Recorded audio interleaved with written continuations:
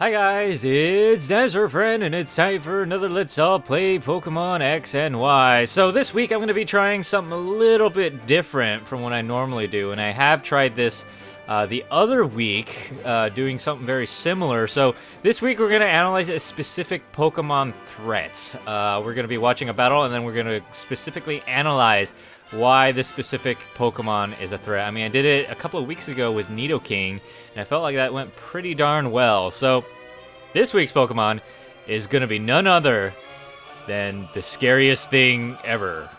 Yes, its name is Gyarados. So my opponent is going to be Jay.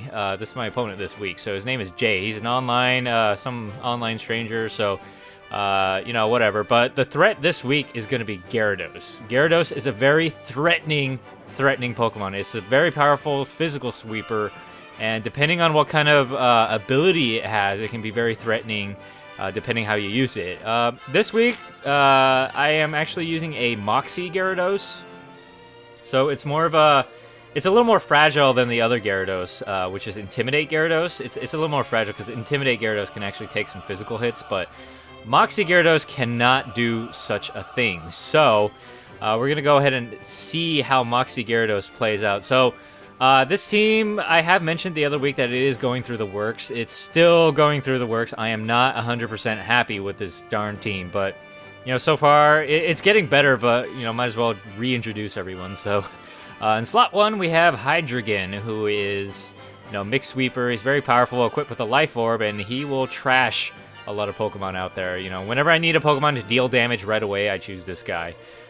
Second, I have Jolteon, who is my revenge killer. Also, it's kind of a pseudo scout because I have Volt Switch on it, and basically I can send Jolteon out, you know, figure out what kind of threat I'm dealing with, and then switch it out whenever I need it. It's in very kind of specific situations where I need this, but it's very useful as well. And with Choice Specs, Volt Switch does a lot of damage. Yes, this Jolteon is a Choice Specs user, so it is very, very powerful, and it will hit hard. Next in line, we have Gyarados, who I did explain earlier is a Moxie Gyarados. In this specific episode, I know I did something a little bit wrong, but you know, I really wanted to give this Gyarados a leftovers, but I don't have extra leftovers. Leftovers are very hard to come by, so it is actually equipped with a Life Orb here. And it makes it hit harder, but it will die a lot quicker, just because Life Orb takes a lot of freaking damage. So anyways, next in line we have Charizard Y, who is a very powerful special sweeper. Not really, don't really need to explain anything else on that. And then we have Tyranitar, who is a special defense tank. It's kind of like a tanky build. Also a Phazer. I don't have Assault Vest on this thing. I do not plan to have Assault Vest on this thing, just because I think its special defense is sufficient with the Sandstorm. I know it can tank a lot more with Assault Vest, but this Pokemon really needs Roar, because I don't have a Phazer on my team, and it can also hit pretty hard. So it's kind of a Phazer kind of Pokemon, kind of a defensive pivot as well. And then we have Ferrothorn, who's the physical tank, and also the kind of the lead guy. So kind of interesting team here, but you know, I'll go more into detail about this strategy once the battle gets started. So why don't we just start that battle?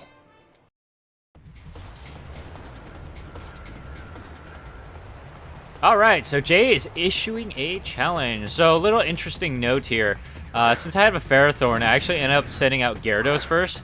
I was kind of worried about the Talonflame, so I kind of juked him here, you know, kind of mind games going on. So since seeing that Gyarados, Jay did go ahead and withdraw his Talonflame, which gave Gyarados a free setup with the Dragon Dance. This is exactly what I wanted here, because I've noticed a lot of players when they see, not Ferrothorn, Forretress in my team, they usually send out their Fire Pokemon first. So I send out Gyarados now whenever they see this. So it kind of changes everything up. So Jay switches to his Ferrothorn, who is kind of his setup Pokemon, which I believe it's very similar to the one I have, but unfortunately Gyarados wrecks face with it after getting a Dragonite up.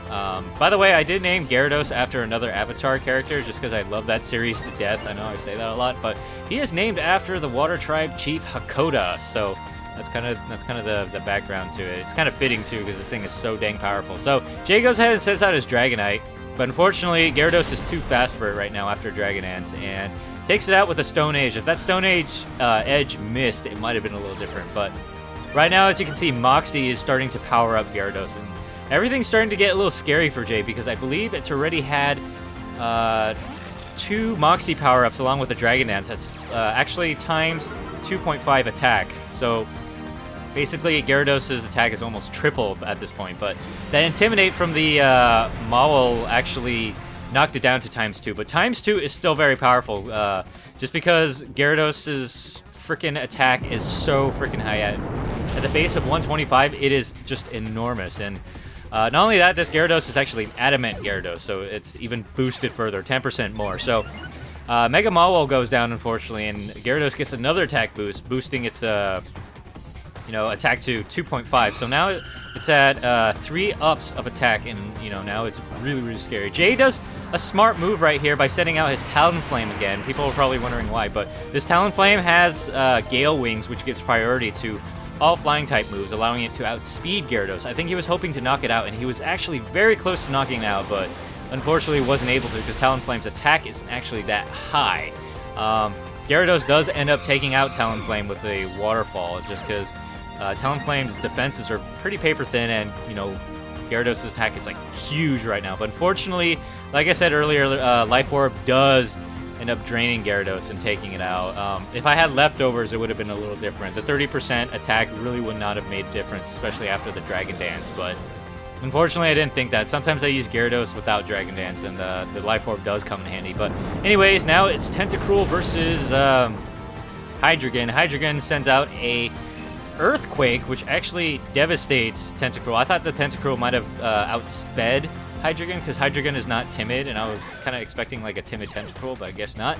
Now Jay goes ahead and sends out his last Pokemon, which is his Aegislash. Aegislash seems to be very, very popular. Aegislash and Talonflame, 2 very popular Pokemon at the time, during the time being, but I honestly don't find either of them very spectacular, so I don't really use them.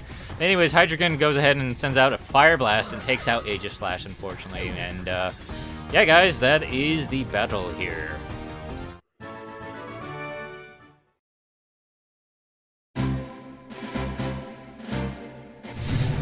So as we can conclude in this battle, Gyarados is a very, very threatening Pokemon indeed.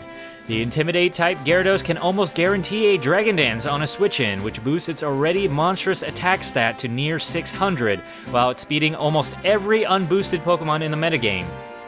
Alternatively, the Moxie-type Gyarados can keep powering itself up, making it nearly unbeatable without the use of status ailments or heavy-hitting priority moves. Personally, I feel that every team should prepare some sort of counter against a rampaging Gyarados. Speedy choice users and priority moves are good choices, as well as status moves and rocks. Anyways, thank you for playing with me, Jay. So if you guys like what you see, hit that like and subscribe button, and remember to follow me on Facebook and Twitter for more info on the Let's All Play series. Anyways, hope you guys enjoyed this episode, and I shall see you guys on the next one.